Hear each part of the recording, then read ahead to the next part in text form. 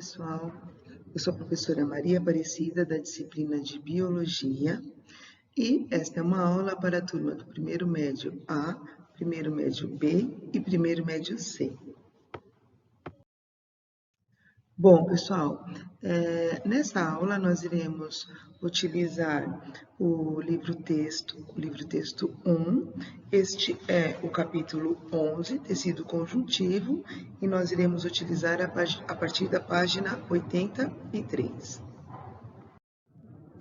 Então, pessoal, assim, antes de começar a explicação, a dica que eu dou para vocês é que vocês leiam o livro-texto, que vocês se atentem às palavras, né, que identificam cada tipo de tecido, porque muitas palavras novas que vocês vão ter acesso agora, e não é um conteúdo difícil, mas tem muitas informações.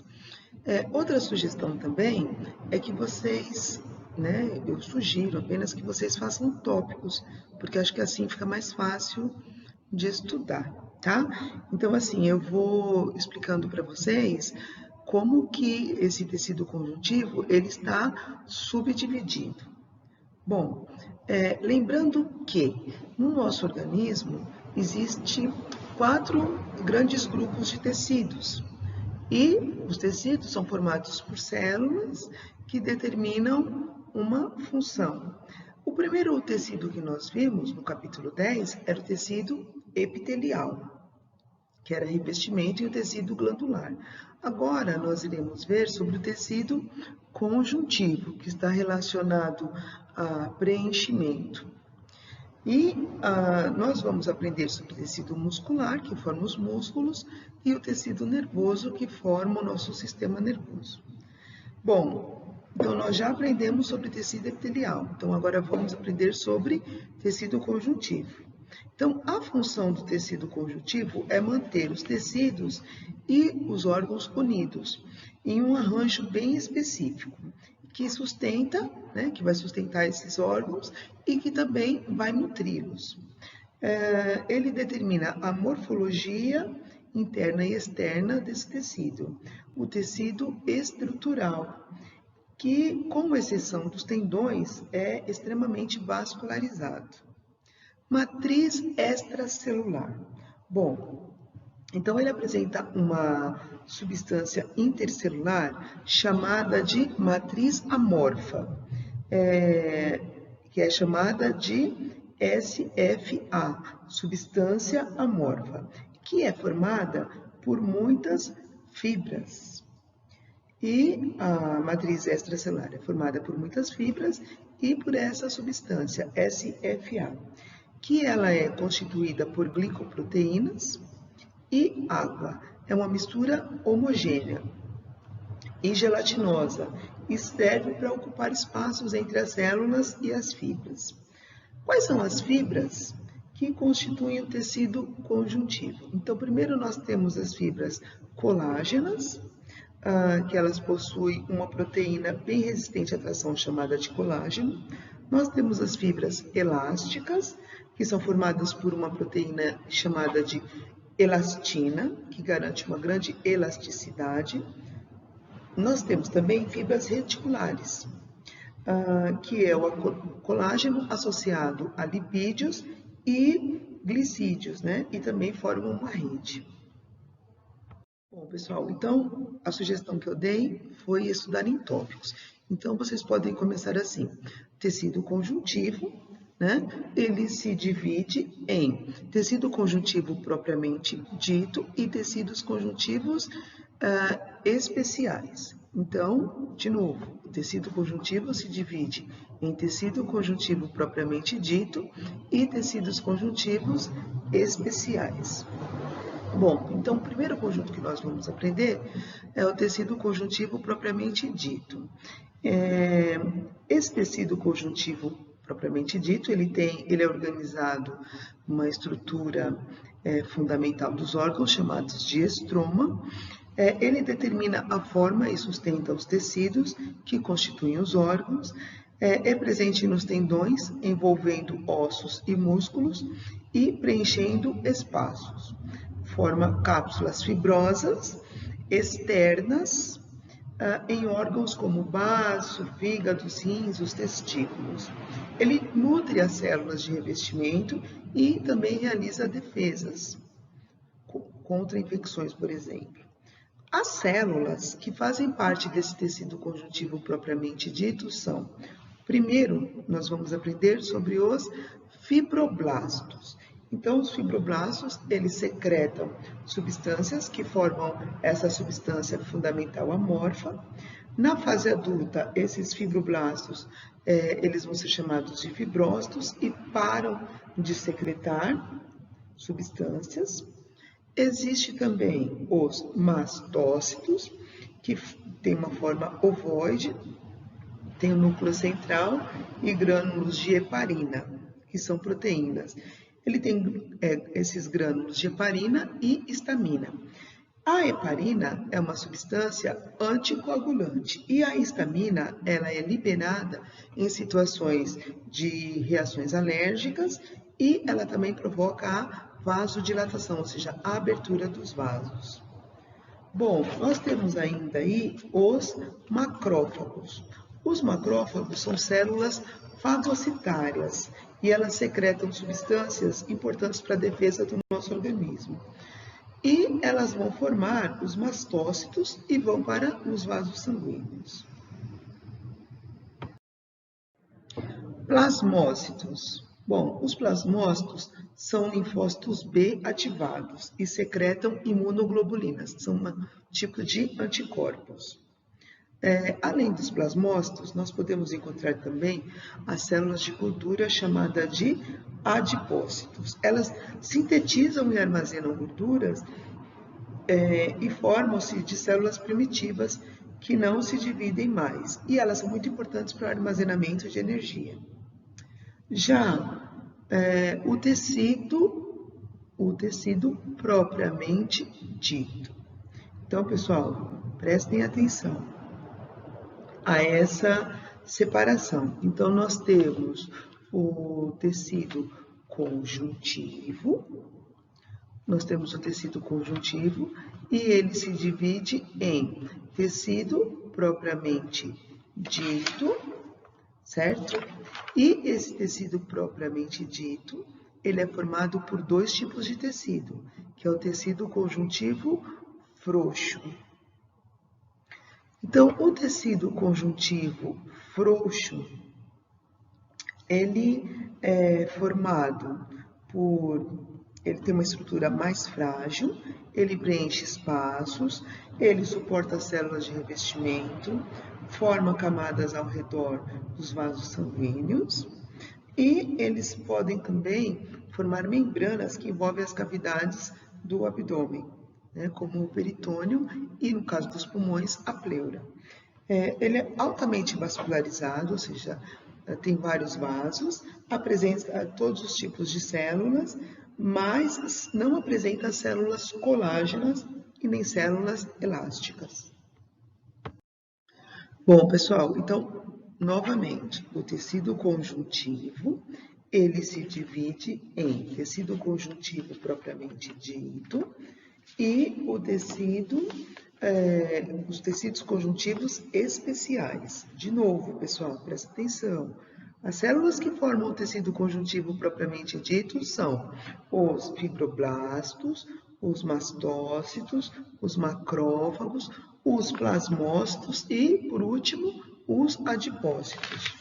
Lembrando que, quais são esses tecidos que formam, né, o tecido conjuntivo propriamente dito?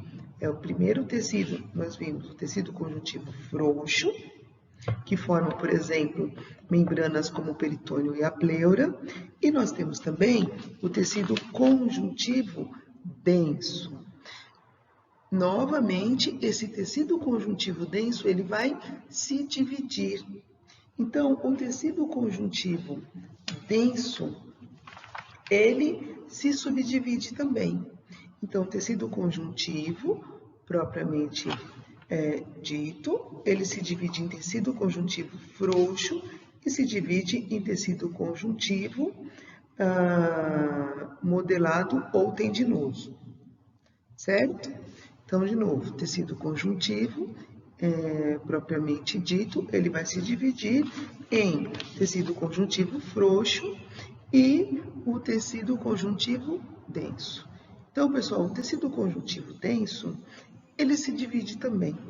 Então, ele se divide em modelado ou fibroso ou modelado ou tendinoso. Então, ele se divide em dois: tecido conjuntivo denso, modelado, ou tecido conjuntivo denso, tendinoso. O que vai diferenciar esses dois tipos de tecido? O tecido conjuntivo denso, ele apresenta feixes sem orientação na derme e na organização de alguns órgãos, e o tecido conjuntivo modelado ou tendinoso, ele apresenta direções bem definidas, ele apresenta maior resistência e está presente, por exemplo, nos tendões. Bom, então nós já vimos que o tecido conjuntivo, ele se divide em tecido conjuntivo propriamente dito e o tecido conjuntivo propriamente dito, ele se divide em dois: o tecido conjuntivo frouxo e o tecido conjuntivo denso. Agora nós vamos aprender outro ramo do tecido conjuntivo, que são os tecidos conjuntivos especiais. Então, o primeiro tecido conjuntivo especial, que tem funções específicas, que nós vamos ver, é o tecido adiposo. Esse tecido adiposo, ele serve para armazenar energia e também nos proteger contra choques mecânicos. Ele pode ser encontrado em partes isoladas, mas ele também pode ser encontrado em vários grupos distribuído pelo organismo. Esse tecido adiposo, ele se divide também. Ele se divide em tecido adiposo comum, ou tecido conjuntivo amarelo, unilocular. Ele é formado por uma gotícula de gordura. E nós temos também o tecido adiposo pardo ou marrom ou multilocular. Bom, no caso do tecido pardo, ele tem numerosas gotículas de gordura espalhadas no citoplasma e muitas mitocôndrias. Ele tem a função de liberar calor, proteção contra o frio, é bem presente nos recém-nascidos e nos mamíferos que hibernam, como os ursos. Já o tecido adiposo amarelo, ele é presente nos organismos adultos. Então, enquanto o marrom, ele é encontrado em bebês, em recém-nascidos, o tecido amarelo, ele é encontrado em organismos adultos. Então, ele apresenta septos de tecido conjuntivo, com vasos e nervos, e ele também possui fibras reticulares. É altamente vascularizado e é distribuído por todo o corpo. Também está relacionado com o armazenamento de energia e proteção. Os ossos. Os ossos são órgãos formados principalmente por tecido ósseo.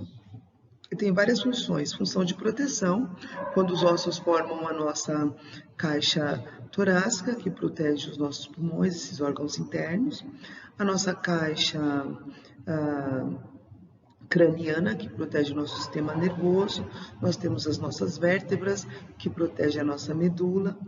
E, além de proteção, o tecido ósseo, ele também abriga o tecido hematopoético, ele também é reserva de sais minerais, como o cálcio e o fósforo, e ele é muito importante no nosso organismo, porque também está relacionado com o nosso sistema locomotor.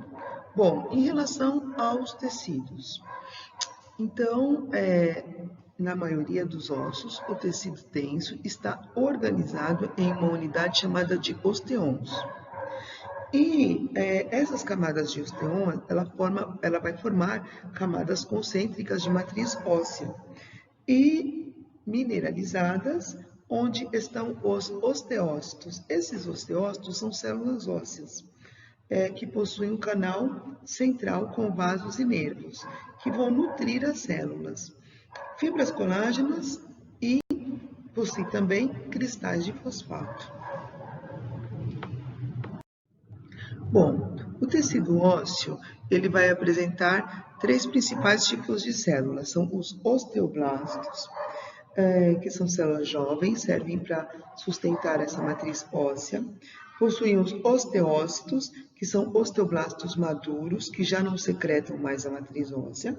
Possui também os osteoclastos, que servem como uma reabsorção desse tecido ósseo. Ele está presente em fraturas, formação dos ossos e estabelecem um específico e dinâmico equilíbrio entre os osteoblastos na remontagem, remodelagem e manutenção da densidade óssea. Bom, tecido cartilaginoso. O tecido cartilaginoso, ele é formado e envolvido por uma bainha de tecido conjuntivo denso e vai formar o pericôndrio. Quem possui essa camada de colágeno, né, essa parte de tecido cartilaginoso, são os peixes cartilaginosos, porque os peixes cartilaginosos, como os tubarões e as raias, têm um esqueleto mais flexível. No nosso organismo, nós vamos encontrar esse tecido cartilaginoso na ponta do nariz, nas articulações do nariz, as articulações dos ossos. Bom, existem os condrócitos que possuem, nesse tipo de tecido, que possuem uma extensa matriz rica em condrina. A condrina é uma substância que dá consistência de borracha, e fibras colágenas, que são avasculares. Existe também, é possível falar também dos condroblastos, que são precursores, são células que vêm antes desses condrócitos. Nessa página 89, vocês podem verificar os ossos do esqueleto. Então, essa parte rosa faz parte do esqueleto axial, enquanto que essa parte marrom faz parte do esqueleto apendicular. Em relação ao tecido hematopoético, nós vamos abordar esses aspectos morfológicos do tecido hematopoético, tecido sanguíneo, e o tecido hematopoético, ele vem da palavra sangue e poese, que significa proteção. Ele também é chamado de hemacitopoético. Bom, ele é responsável pela produção dos elementos figurados do sangue. Os elementos figurados do sangue são os glóbulos vermelhos, os glóbulos brancos e os fragmentos de células, que são as plaquetas. Bom, no caso dos indivíduos adultos, eles encontram-se principalmente no interior da medula vermelha dos ossos, mas também pode ser encontrado em outros órgãos, como o timo, o baço, os linfonodos. Bom, apesar da infância, o tecido hematopoético ser encontrado em praticamente todos os ossos, a partir da vida adulta, isso vai se modificando. Então, nessa fase adulta, ele vai ocorrer principalmente nos ossos chatos, como o externo, a clavícula, nos ossos do crânio, nas vértebras e extremidades dos ossos longos. Dependendo de uma certa idade, essa matriz, essa medula óssea vermelha, ela vai se tornar uma medula óssea amarela, porque ele é formada em lipídios. Todas as células sanguíneas se desenvolvem a partir de células tronco medular, ou células tronco hematopoética, que é a blood stem cell. Então, guardem esse nome. Stem cell é uma célula germinativa que vai dar origem às outras células. Por isso que ela é chamada de célula pluripotente, ou seja, é um tipo de célula tronco. E nós sabemos que existe também as células tronco embrionárias totipotentes. Bom, então ela se divide continuamente, originando tanto as células que vão permanecer nas células-tronco, como as que vão se diferenciar, tá? A gente sabe que elas vão se diferenciar das demais células, né? Porque existem as células-tronco mieloides e existem as células-tronco linfonoides, que vão dar origem às células do sangue. Bom, pessoal, as células-tronco mieloides, elas originam as hemácias, que são chamadas também de glóbulos vermelhos ou eritrócitos. Já os megacariócitos, que são células que vão produzir as plaquetas, e os glóbulos brancos, ou também chamados de leucócitos.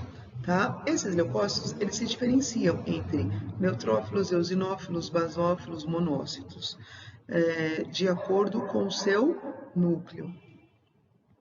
Nesse tecido sanguíneo, o sangue é o tecido conjuntivo líquido que transporta substâncias do sistema cardiovascular para todo o restante do nosso organismo. Bom, pessoal, então assim, o sangue ele tem a parte dos elementos figurados, que são as hemácias, as plaquetas e as hemácias, as plaquetas e os glóbulos brancos, e o plasma, que corresponde à matriz extracelular. Bom, nós sabemos que no caso do plasma, ele corresponde a mais de 30%, a mais de 90% da consistência do sangue.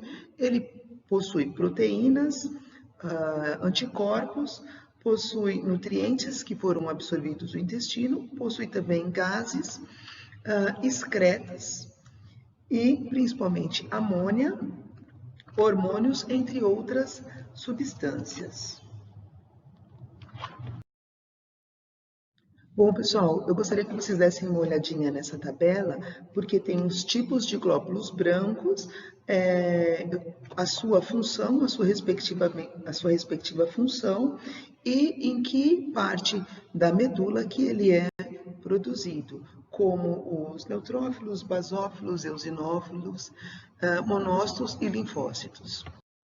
Sobre as hemácias são células anucleadas, elas perdem o núcleo durante a sua vida, elas duram aproximadamente entre 100 e 120 dias, têm a função de transporte dos gases respiratórios, como o oxigênio e o gás carbônico, e ela vai ser destruída, né, no fim da sua vida útil, principalmente no baço e no fígado.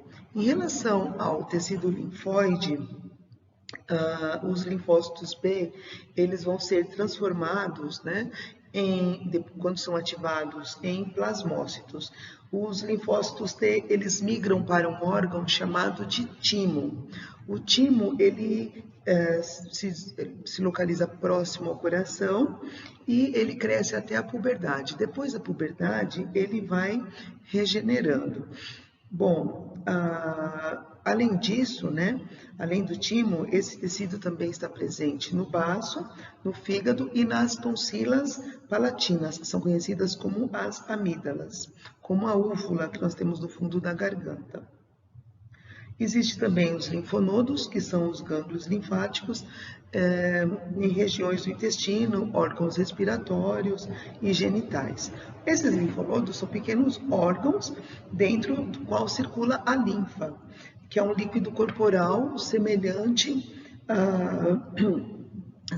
ao sangue, mas ele só possui glóbulos brancos. E quando há presença de micro-organismos que causam infecção, pode ser desenvolvido ínguas. O que são ínguas? Ínguas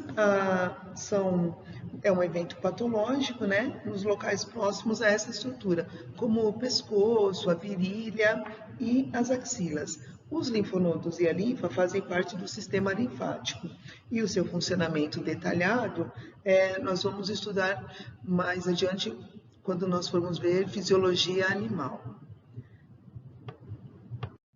Bom, pessoal, vou deixar esses exercícios para vocês fazerem, do exercício 1 ao 11. Muito obrigada e até a próxima aula.